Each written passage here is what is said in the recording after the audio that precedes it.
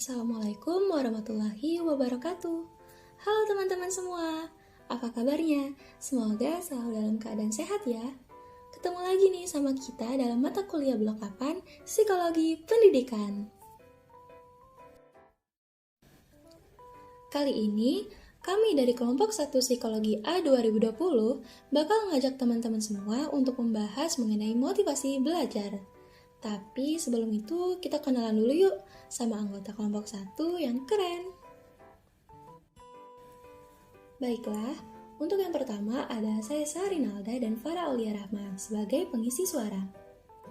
Lalu ada Aisyah Maharani, Bianca Anisha Lestari, dan Tasya Valerina Putri yang bertugas sebagai editor video. Nah, untuk selanjutnya ada Ina Wayuningsi dan Rahma Suci Alivia sebagai editor PowerPoint. Dan yang terakhir, ada Tufail Ibnu Ziban dan Febrina Amelia Putri sebagai pembuat isi materi video.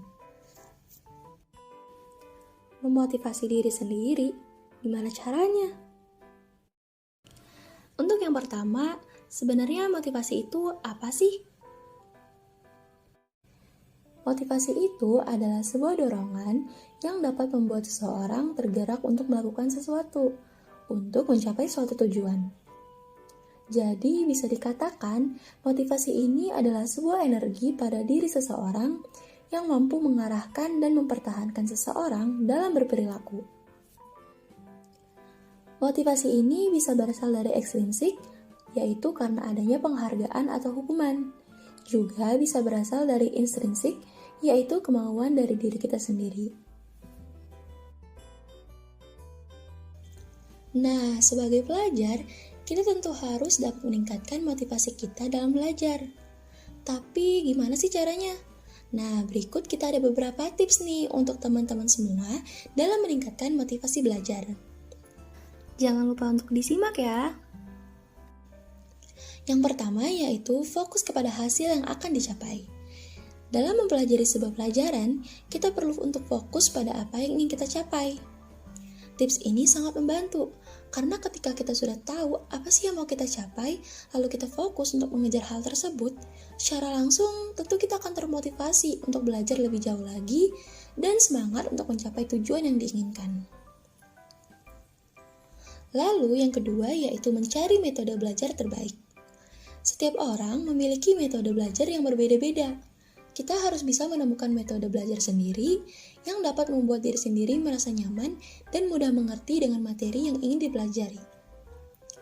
Ketika kita sudah menemukan rasa nyaman sendiri, maka kita akan bisa lebih fokus untuk mempelajari sesuatu.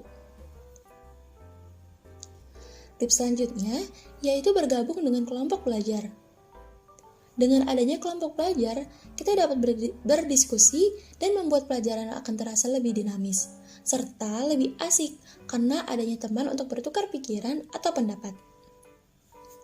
Tapi jangan salah pilih. Pilihlah teman yang dapat membuat kamu terdorong untuk menjadi lebih baik atau dapat membantu kamu mencari jawaban dari pertanyaan-pertanyaanmu.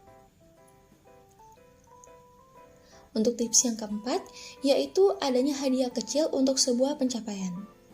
Gak perlu minta hadiah dari orang lain, kamu juga bisa memberi diri sendiri hadiah kecil untuk memotivasi diri sendiri agar dapat mencapai hasil yang memuaskan. Dengan begitu, kamu akan termotivasi untuk belajar lebih giat demi mencapai hasil yang kamu inginkan. Dan tips yang terakhir yaitu pilihlah lokasi dan waktu yang tepat. Selain mencari metode belajar terbaik, kamu perlu menentukan waktu atau lokasi yang tepat untuk belajar setiap harinya. Hal ini bertujuan agar pembelajaran dapat dilakukan dengan nyaman dan mencegah diri kamu agar tidak mudah merasa jenuh dan bosan.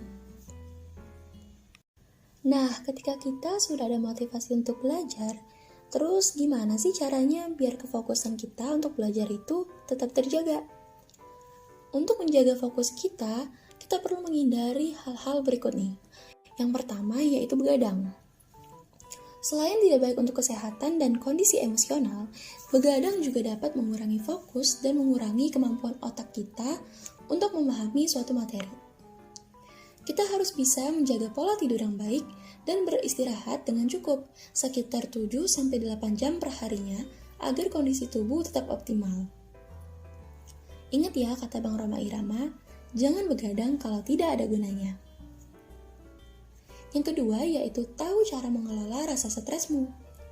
Ketika kamu stres, kamu akan kehilangan motivasi dan fokus belajar.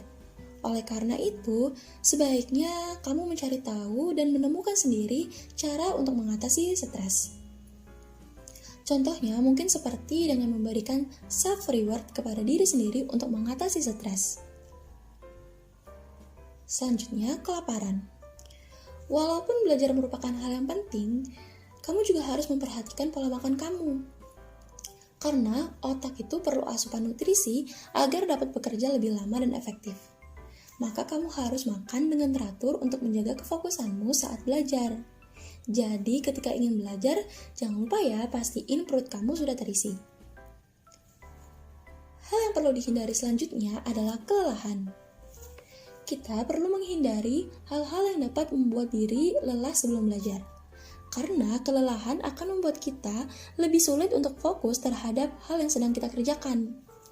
Oleh karena itu, saat ingin belajar, pastikan suasana hati dan fisik kita sedang baik ya biar belajarnya lebih fokus. Dan untuk yang terakhir, multitasking. Walaupun multitasking tidak masalah bagi beberapa orang dan dapat membuatmu menyelesaikan beberapa hal secara lebih cepat, tapi perlu diingat nih, kalau sebenarnya multitasking itu dapat memecah fokus dan mengurangi pemahaman pada materi-materi pembelajaran yang kamu baca. Jadi, kalau kamu mau belajar dengan efektif, pastikan kamu sedang hanya fokus dan mengerjakan satu hal aja ya. Halo semuanya, kenalin, aku Farah. Kali ini aku akan membagikan kisah seorang anak tukang beca yang berhasil menempuh jenjang kuliah hingga S3 di Inggris. Nah, kisah dari anak tukang beca ini bisa menjadi motivasi buat kalian loh, supaya terus semangat belajar dan mengejar cita-cita. Yuk, langsung aja kita simak kisahnya. Pada tahun 2014, media sosial sempat dihebohkan dengan foto wisudawan yang mengenakan toga hitam nampak diantarkan ke lokasi wisudanya menggunakan beca. Wisudawan tersebut bernama Reni, dan yang tak kalah mengejutkan lagi adalah tukang beca tersebut adalah ayah Kak Reni yang mengantarkan putrinya untuk wisuda. Yang lebih membanggakan lagi, Kak Reni juga diketahui merupakan wisudawan terbaik di UNES pada tahun 2014. Wih, keren banget ya! Diketahui, Kak Reni lulus di tahun 2014 berkat perjuangan serta doa dan usaha orang tuanya hingga berhasil menjadi yang terbaik. Bahkan kini, Kak Reni diketahui menjadi dosen dan berhasil menempuh pendidikan S3 di University of Birmingham, London di Inggris. Tentu saja, hal itu menginspirasi dan memotivasi banyak orang bahwa tidak ada batasan untuk menuntut ilmu dan meraih impian. Lalu, bagaimana sih kabarnya sekarang? Di tengah kondisi yang sulit, di mana ayahnya adalah seorang pengayuh beca, tidak membuat Kak Reni bersedih. Meski kondisi ekonomi keluarganya terbatas, Kak Reni mendapat gelar sarjana dengan predikat cum laude. Keringat, kerja keras, dan doa orang tuanya yang tanpa henti merupakan pendukung utama hingga menjadi salah satu penerima beasiswa bidik misi untuk studi 1 di UNES, beasiswa Presiden Republik Indonesia, dan beasiswa lanjutan magister kedoktoral LPDP Kementerian Keuangan RI untuk S2 di University of Birmingham. Kebahagiaan tak hanya sampai di situ. Kak Reni lulus di S2 di University of Birmingham, Inggris pada Desember 2016. Ia lantas melanjutkan studinya ke jenjang S3 di kampus yang sama. Kak Reni melewati proses wawancara dengan calon profesor dan program direktur S3 hingga akhirnya mendapatkan unconditional offer letter. Kini, anak tukang beca yang membanggakan ini pun semakin sukses. Setelah menjadi sosok sukses hingga keluar negeri, tidak lantas membuat Kak Reni tinggi hati. Dia tetap menjadi sosok bersahaja, terlihat saat dirinya tetap pulang kampung merayakan Hari Idul Fitri bersama ayah dan bundanya.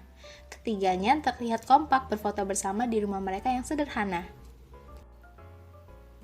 Ada yang penasaran gak nih sama kabar terbarunya Kak Reni? Diketahui, perempuan asal Kabupaten Kendal, Jawa Tengah, kini dia berprofesi sebagai dosen di Fakultas Ekonomi Universitas Negeri Semarang. Kak Reni bisa menjadi dosen di UNES setelah melewati perjalanan panjang yang penuh dengan rintangan. Dengan segala keterbatasan, Kak Reni pantang menyerah dan bertekad untuk meraih mimpinya. Kini, Kak Reni telah menikmati hasil perjuangannya. Bahkan, Kak Reni telah menyelesaikan pendidikan di S3 di Birmingham University, Inggris. Setelah lulus, Kak Reni terus mengabdi sebagai dosen di UNES. Pendidikan itu investasi. Dengan pendidikan, kita bisa mendapat pekerjaan lebih baik dan bisa memperbaiki hidup, kata Kak Reni. Dari kisah hidup perjuangan Kak Reni, kita bisa termotivasi nih teman-teman. Setiap orang pasti punya kelemahan dan kekurangannya masing-masing. Namun tak lantas kekurangan tersebut dianggap sebagai jurang besar untuk menempuh pendidikan. Tentu saja dengan kemauan, usaha, dan doa yang kuat, kita tetap bisa menggapai mimpi kita. Kisah Kak Reni sendiri sudah memberikan motivasi untuk kita bahwa anak tukang becak yang hidup dengan keterbatasan ekonomi tetap bisa menempuh pendidikan hingga S3 di Inggris. Maka dari itu, ayo kita ambil hal-hal baik yang ada di hidup dan jadikan hal tersebut sebagai motivasi kita untuk menggapai tujuan yang tinggi. Tetap semangat dalam belajar dan menempuh pendidikan, hadapi rintangan besar yang ada di depanmu. Karena percayalah akan ada pelangi sehabis hujan. Bye-bye! Baiklah teman-teman, sekian video edukasi mengenai motivasi belajar dari kelompok kami. Terima kasih atas perhatian dari teman-teman semua. Kami mohon maaf jika ada kesalahan dan kekurangan baik dalam isi maupun pembuatan video. Semoga video ini bermanfaat dan dapat memotivasi kita semua untuk bisa lebih giat dalam belajar. Akhir kata, kami kelompok 1 pamit. Sampai jumpa. Jangan lupa like dan komennya ya. Wabillahi taufiq wal hidayah. Wassalamualaikum warahmatullahi wabarakatuh.